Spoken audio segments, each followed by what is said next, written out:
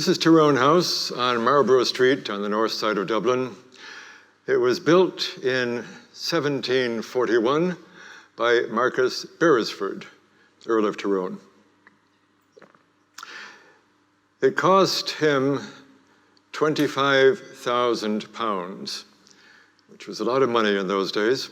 It was designed by Richard Castles, the foremost architect of his time. In 1835, it was sold for £7,000 to the group that became the Department of Education, and it remains one of their main offices.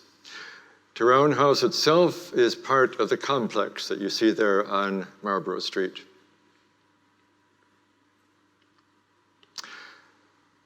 The birth of the man who built it, Marcus Beresford, was predicted by a ghost. In 1665, Sean de Puer, who was the son of the Earl of Tyrone, was born. The following year, Nicola Hamilton, the daughter of Lord Glenawley, was born. Their families were neighbors. Nicola and John grew up together as good friends. And one time, when they were about 19 and 20 years old, they were sitting out in the garden of one of the houses, and it was one of those glorious Irish days. Warm enough, dry, you could sit on the grass without getting your bum wet. The birds were singing, the trees were in bloom, the flowers were out. And Nicola said, John, it's such a beautiful day.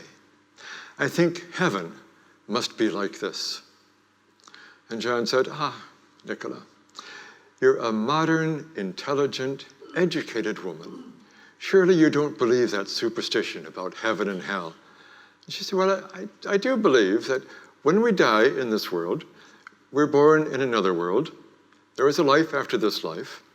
If we're good, we go to heaven. If we're bad, we go to hell. John said, that's just something that priests tell you to make you do what they want you to do. And she said, well, I believe that there is life after death and there's a heaven and hell. And John said, well, let's make an agreement. The first of us who dies will come back, if that's possible, to the other and say if there really is a life after death and if there really is a heaven and hell. And she said, I agree, that's a good idea. They got married, but not to each other. Years went by, John joined the army. Nicola married Sir Tristram Beresford. They didn't have any children for a few years. They were very posh people, and they had separate bedrooms, as people do in big houses. One night, in the middle of the night, Nicola woke up, and she saw John standing at the foot of her bed. And she said, John, what are you doing here? He said, remember years ago in that garden, that beautiful summer day, we agreed that whoever died first would come back and tell the other if there is life after death and if there's a heaven and hell. I was killed in action today, and I've come back to tell you that you were right. There is life after death, and there really is a heaven and a hell. She said, well, I still believe that, but I don't believe that you're here. I believe that this is just a dream or my imagination. He said, no, it's true. I'll give you proof. Look at the window. Look at the drapes in the window. And the drapes in the window started to blow. And she said, well, that's a breeze. The breeze blows that. I just don't believe that you're really here. He said, I'll show you something else. He signed his name on the front page of a book on her bedside table. Her family still has that book. She said, I see that, but I still don't believe that this is really happening. He said, I'll give you proof that I'm really here. Hold out your hand. She held out her hand, and he touched her wrist. And when he took his finger away, it was like someone had put a burning cigarette there. There was a burn-like mark, and the sinews around that mark shriveled up. And John said, as long as you live, don't ever show that to anybody. And then he said, "You've been hoping for a child. I'm very happy to tell you that you're pregnant now, and you're going to have a son. A few years after your son is born, your husband is going to die. You will be alone for a few years, you'll marry again, and you'll have 3 more children. On the day that you are 47 years old, you will die." And he disappeared. Well, Nicola didn't get a lot of sleep the rest of the night. She took a black ribbon and put it around her wrist.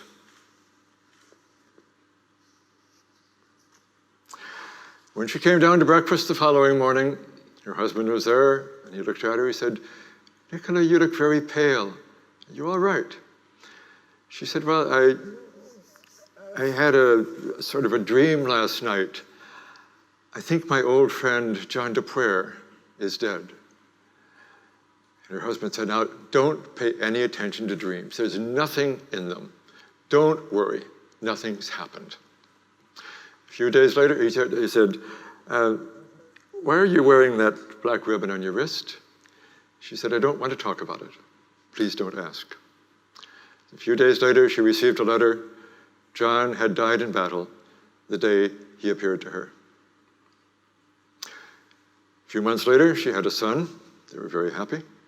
A few years after that, her husband died. She was alone for a few years. Then she had 2 more children.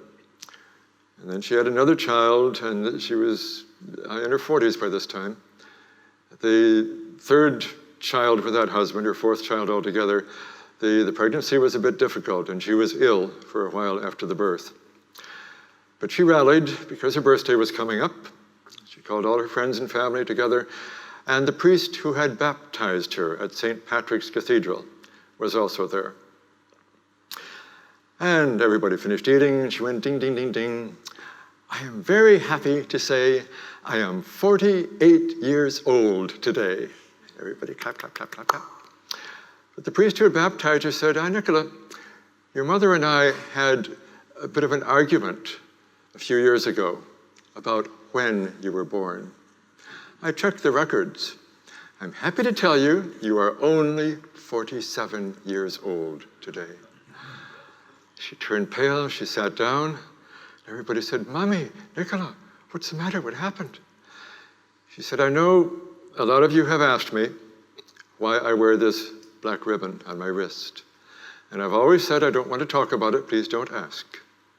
But now, I'm going to tell you why." She showed them the withered sinews and the burn mark. And she told them the story that I've just told you. She said, "I thought I was 47 years old last year when I had 1 child and then 2 more children instead of 3 more children, as John had predicted. And I thought since I was 47 years old last year, I was going to die last year. But no, I didn't have the 3 children that he had promised. And that birthday passed without me dying. But now I have those 3 children. I was ready to die last year, and this whole past year has been like a gift. I'm ready to die now." And she died that night. If you go to St. Patrick's Cathedral, the people there are used to this. They will show you the tomb of the Earl of Cork, who was a relation of her 2nd husband, and she's buried in that tomb. And with a long-suffering sigh, they will probably also show you the records if you ask, and you will see that on the day she was 47 years old, she died. Her first child, her oldest son, Marcus Beresford, married the oldest daughter of Sean Dupuer. And after Sean died, his daughter got the title, and through that title, Nicola's son, Marcus Beresford, got the title of Earl of Tyrone, and that's why Tyrone House is called Tyrone House.